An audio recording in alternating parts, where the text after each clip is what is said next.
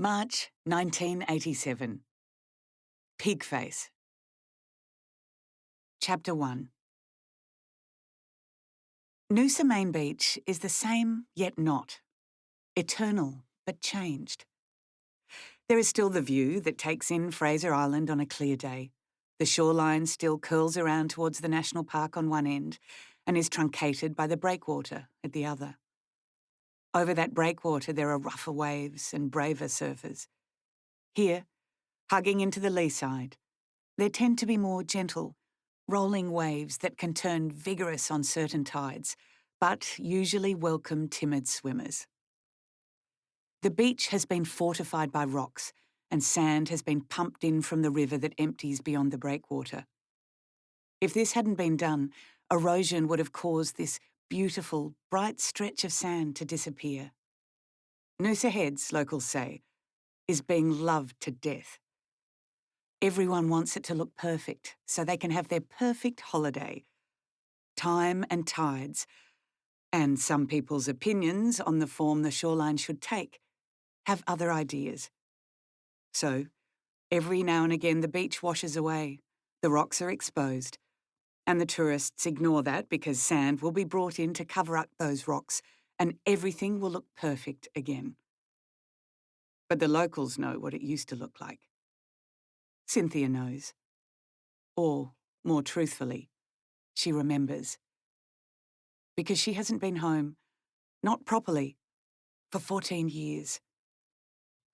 Even though she was 25 then, she thought she may never return. Not because she doesn't love the place, but because she wanted to leave it behind. She had a new life, and it wasn't in Noosa. Or Australia, for that matter. A child squeals close by and seagulls bustle around the sand. One of the lifesavers folds his arms and squints as he regards two swimmers between the flags who look like they're about to be outside the flags. His mouth opens. There's a warning coming. The swimmers, as if intuiting that they're about to be told off, change course and move back between those flags that promise safety, protection. Lifesavers. Life savers. What a concept. It would be nice, Cynthia thinks, if someone could come along and save her life. Or rather, rescue her from it because it feels like her feet have been pulled from under her. She digs her toes into the sand and waits for the wave that's coming towards her. When it arrives, the water is warmer than she expected. It's reassuring. These are the waves she grew up with. This is the sand she knows. She hadn't expected to feel reassured when she came back. She'd thought she may feel disappointed in herself for scurrying home from Los Angeles instead of staying to deal with the end of her marriage. She suspected she'd feel superior to the Noosa locals who'd stayed put while she went off to have the sort of life and lifestyle she'd always believed more suited to her than anything on offer in the fishing shack town she'd left behind. Noosa isn't that town anymore, though. It's busier and has the patina of a place that is well-loved. Lots of smiling visitors, rotating frequently, and the wear and tear that comes from so many different humans passing through, along with the new coats of paint on buildings that signal that the town is being tended. As a child and teenager and young mother here, Cynthia never quite understood what Pat, her first husband, called Noosa magic. And she still didn't understand it all those years she was away.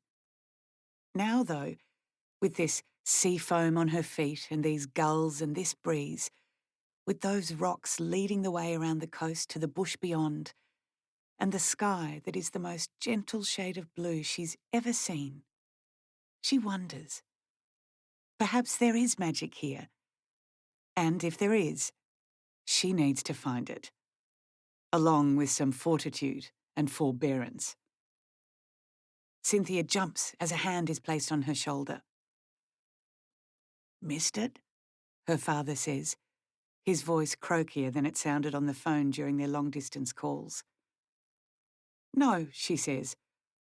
and it's both a lie and the truth, because she has and she hasn't, at differing times. Her father peers at her and nods slowly, like he's figured her out. Then again, he always has. Sure, he says. Well, the house missed you. You mean the house misses Mum's housekeeping, she says wryly. The state of the 3-bedroom, 1-storey dwelling at Little Cove, almost within sight of where they're standing now, suggests her father hasn't lifted a finger since her mother died 5 months ago. Not that Cynthia knows what he's been doing or not doing, because she couldn't come back for the funeral. She had visited, once, after her mother was diagnosed, and before they knew how serious her illness was. No one told Cynthia it was terminal. If they had, she would have come home and stayed until her mother died, then dealt with the mess of her life in Los Angeles later. For as much as she and her mother weren't close, they were connected. And while Diane always seemed to live at one remove from everyone around her, Cynthia loved her. Loves her still. Yes, everything else could have waited because, as Cynthia knows now, we have so few chances to stand witness to the biggest changes in the lives of those we love. Could be, her father admits.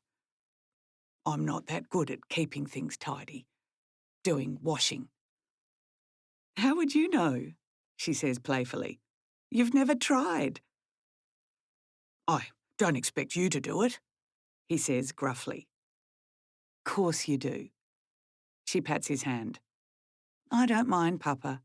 I came back to spend time with you. He peers at her again. Uh-huh. And Odette, of course? Yes, of course. Cynthia smiles tightly.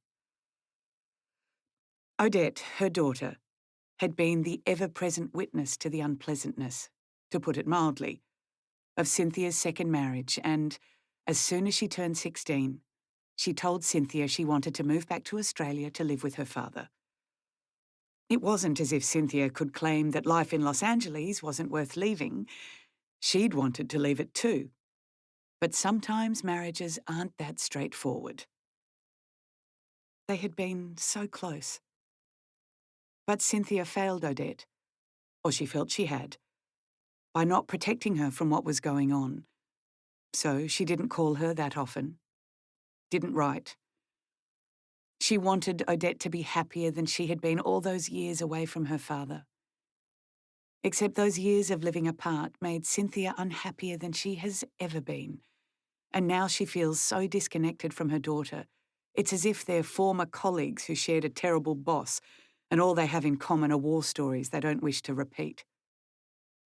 She doesn't know how to talk to Odette anymore, let alone how to be her mother. Cynthia has to reacquaint herself with that role, however, because what has really brought her back to the place of her youth is that Odette, still in her own youth, has announced that she's 2 months pregnant and planning to keep the baby. Cynthia plans to disabuse her of that notion. Odette has so much life ahead of her, and Cynthia is more aware of that than most. She was 19 when she became pregnant with Odette. Her father probably knows Odette better than Cynthia herself does these days. He also probably knows that while his daughter is pleased to see him, the real motive for her return is to try to talk his granddaughter out of becoming a mother. He won't say anything about that, however. Minding his own business has been Wilfred's life credo.